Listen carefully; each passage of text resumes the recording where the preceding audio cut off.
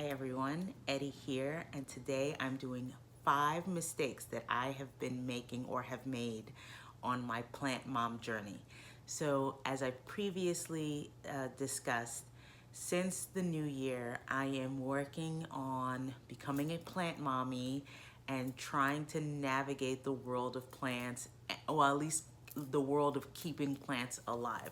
So I have been making it my mission, making it my goal to just be the best plant mommy that I can be. And I hit the ground running in January, and I just started to learn about LECA, which is a medium that you put your plants in.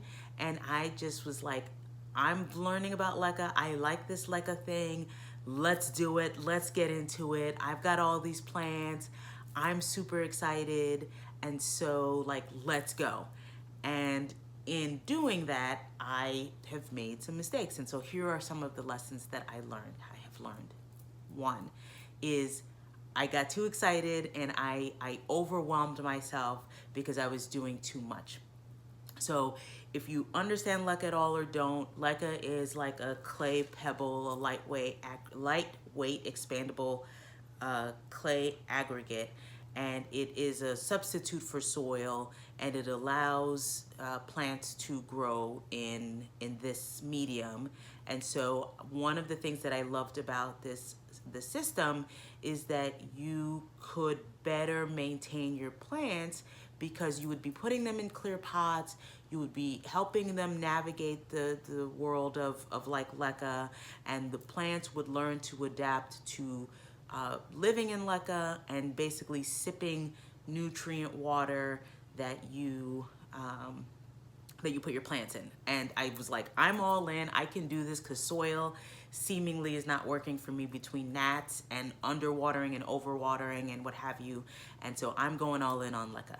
Now, however, when you do that, you have to understand the LECA process. So that's a process. You have to, soak the LECA, you have to rinse them, you have to put them in nutrient water, let them soak. At least that's what I did. So between learning about LECA, buying LECA, rinsing LECA, transferring plants into LECA, like I just overwhelmed myself to the point that I became inconsistent, I became lazy, and I set myself up for disaster because when things started to happen, I kind of like didn't know what to do, right? So that was the one thing that I have learned is that, like I didn't really take my time to just one, be consistent, and to move slowly and in layers, right? I soaked LECA, I rinsed LECA, I did all the stuff preparing LECA for the soil, and then I just transferred about like 20 plants into LECA, and now like every plant is different, and I'm having to learn that, which goes into step number 2, is assuming that all plants are the same. Like you just assume like, oh, I'm just gonna move all of these 20 plants into LECA. I am just gonna put all of these plants in nutrient water and we'll see, and we'll see what happens. Well, again, not realizing that every plant is unique and every plant is different, and even within the same species, like each plant is going to react to life, LECA, whatever, differently.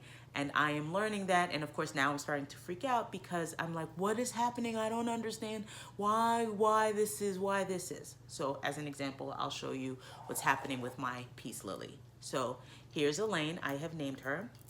She's one of my Seinfeld plants. And she is in a glass jar in water, and she's like thriving and she's doing really well, right? She's been sitting, her roots have been sitting in water, in this nutrient water, right? Which is, she's kind of been living in water anyways. I just kind of put in the LECA and put the nutrient water in, and so her roots have been submerged in this nutrient water, and she's been doing great. And she's also like, she's in a jar. Then I have this peace lily, which, look at that. Same plant, same system, but she's struggling. She's struggling. And I'm like, Wendy is her name. She's a Bluey character. But Wendy is struggling. And I am not, I don't know what's happening. I did the exact same thing. I submerged her in water. Her roots have been in water and in this nutrient water. And yet somehow she's not thriving. And so I'm going to have to diagnose what is happening with Wendy, and I have to figure that out. And, so now you multiply that by 5 or 6, because 5 of 6 of your plants are not doing well, and you don't really know what's happening, and you sort of realize, oh, maybe not all plants need to be treated the same, which then goes into my third mistake that I am learning, and that is to not diagnose faster. So part of the issue is that for me, I try not to be too hands-on. I don't want to fuss with the plants too much. I don't want to like disrupt them and disturb them, and I want them to acclimate to the leca. And so I would look at my plants every day and I would kind of say, I don't know. I don't think this is, but I would say to myself, I'm not touching this because I'm gonna just let the plant do its thing and let it adapt and let it survive, right? But because I was not acting faster to diagnose or to act, some of the plants have started to struggle, as you can clearly see here with Wendy. And I will show you another example of my plant, Mackenzie. He is a ZZ plant, which is, I guess, in the succulent family, and they don't need as much water. But because I had submerged all of my plants in the nutrient water, they were starting to struggle. And this exactly is what was happening with Mackenzie. So you might be able to see that some of the leaves started to turn yellow. And I was like, no, I'm not gonna touch it. I mean, I know it's a succulent and I know like they're not supposed to get a lot of water, but like I'm just gonna leave it alone. And so it started to turn yellow. And then I said, well, let me look at what's happening with the water. And it was submerged, and I could see that there was root rot, like the roots were getting slimy.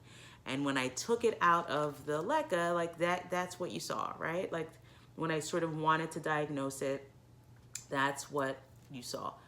And you're seeing it right there, right? So because I wasn't acting faster, because I think I was taking a more passive approach, now luckily, Mackenzie looks like he's doing okay, but I kind of don't know now, right? Like I don't know how he's going to do, right? And so I am learning, okay, like I have to be more aware and act faster. The other mistake that I have made, which again, I'm like growing and learning, is that I've watched all the YouTube videos, and right or wrong, like all of the people the videos that I had watched were YouTubers who lived in different countries. One, the Leca Queen, lives in Australia, and I forget what his name is, but the YouTuber, I believe he lives in Canada. And so they have different products, and so they were saying like, oh, I would put my, this nutrient water consists of like a root accelerator and a fertilizer, and like just go ahead and do that process, right? Now again, in my not knowing or my laziness or in my rushing, I bought like a Miracle-Gro, just that blue, like the Miracle-Gro powder. I didn't measure, which was another mistake. I didn't measure.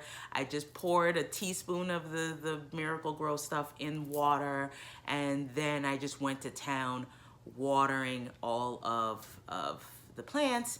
And, again, this is what started to happen because, one, I didn't measure. So things were happening where I probably was over nutrifying, if that's even a word, my plants, and either maybe killing them by over fertilizing them, or having them, the roots soak in water by being in over nutrient water. And this is an example of what I did.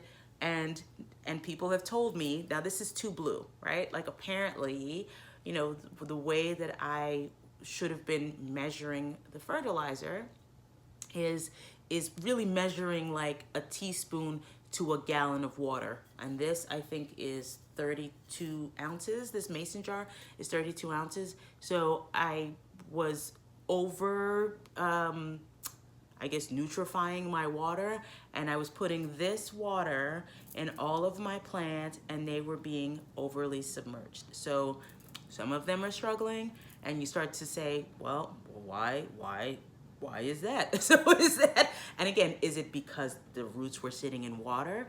Is it because I was not using the right proportion of fertilizer? I may not even be using the right fertilizer. So it comes down to, if I had maybe taken my time and allowed myself to do a few plants at a time, then I might have been able to better prepare my plants and myself for the plant journey. So that is the fourth thing. And then, like, again, the last thing is kind of overwatering, right? Like, I'm a little heavy-handed with the water, and then on top of that, you add being heavy-handed with nutrient water that I didn't measure, and that I didn't measure the proportions, and I didn't understand the needs of all of my plants, and I just inundated them with water, and I just, you know. So now, luckily, some of them have done really well with this process. I'm lucky that some of them have navigated my errors and are doing well, and that's great, and that has given me a little bit of hope. But I also recognize that I just have to get better at this. So one example is my golden pothos. Right? It looks beautiful. It's thriving. I submerged its roots in water with this blue water that is over fertilized, and seemingly, you know, she's doing well. I haven't given her a name yet, but I think I might give her one of the terrier names, because I have three of the pothos. And again, I'm naming my plants after the show Bluey, because we're a Bluey household right now. So I may name this plant after the terriers. But as you can see, this plant is doing really well in this, you know, super duper nutrient water, with its roots soaking in the nutrient water, and me not really paying attention to it. So this one is doing well. So, you know, lucky for me. But if this one was also struggling, I would be feeling really discouraged, or I would be feeling really overwhelmed and like sad, I guess, in the sense that, like, oh my God, I'm losing my plants. So, and this plant journey is failing. So those are my mistakes. Those are the errors I'm making. Over the course of time, over the next few weeks, I will be, like, one by one, really working with my plants to look at them, studying each individual plant, and trying to figure out what they need and meet those needs. And, you know, fingers crossed, we continue to have a successful journey. So, you know, thank you if you've watched this video. If you have any tips, I would love any tips that you could have for me as it relates to some of these individual plants. Again, this is just a process, and these are the things I'm learning, and hopefully I can help you from making the same mistakes that I have made. And, you know, good luck. So thank you, and I'll see you in the next one.